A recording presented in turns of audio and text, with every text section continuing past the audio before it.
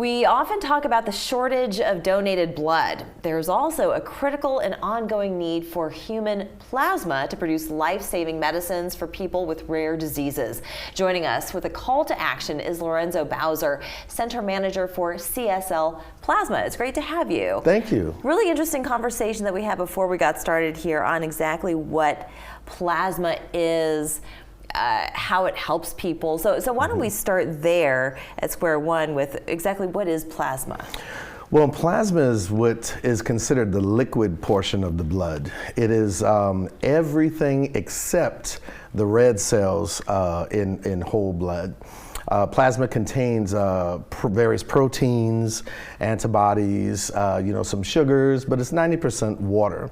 But that straw-colored liquid is extremely important to allowing all of us to be able to live healthy and happily. And when people have plasma deficiencies or other autoimmune issues, what are some of the health problems that would require someone to need plasma therapies? Well, some of the patients that require these therapies would have diseases such as primary immune deficiency. Primary immune deficiency would be one where they would need a plasma-based therapy in order to maintain proper antibody levels just to be able to go outside and get the mail. You have several other diseases such as hereditary angioedema, hemophilia, neurological disorders. There's also inherited respiratory disease. There are, and I could go on, the list is very long. Yeah. But, this plasma is very important for us to be able to make these therapies. We provide these therapies to about 100 different countries to where these patients live, and it takes quite a bit of plasma donations to be able to make one therapy.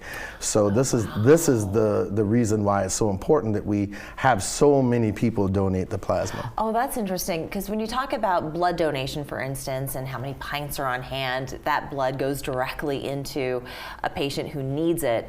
With the plasma, it sounds like it's condensed so greatly in order to create a therapy for just one use. It depends on what the actual treatment is for. And you're taking the bulk of it when you say it's that straw-colored liquid. So it's not the entire, I mean, it's most of it, right, that is taken out of the patient? Even from that one donation, let's say we took 880 milliliters of plasma.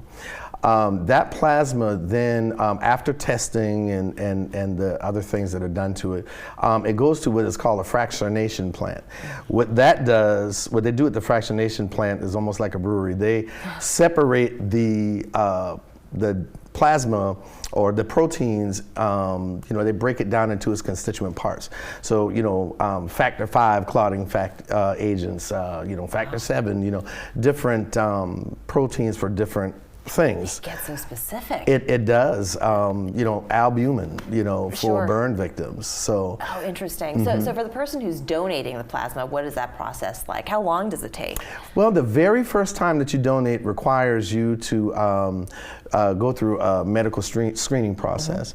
So you have to be at least 18 years of age, weigh at least 110 pounds, and we do take donors from 18 all the way up to 74. They will go through what is considered a physical.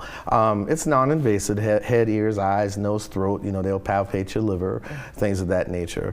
Of course, you will have to answer a plethora of medical history questions. Sure. But the process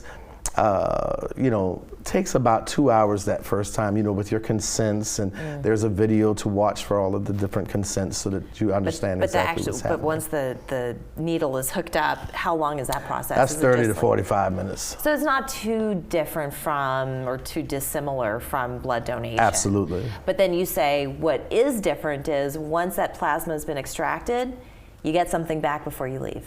Absolutely. And what is that? And there's two things that you'll actually get back. One is we give you back your red cells, which is extremely important. But the second thing is there is a financial component that is involved with it as well. We believe in our donors' time.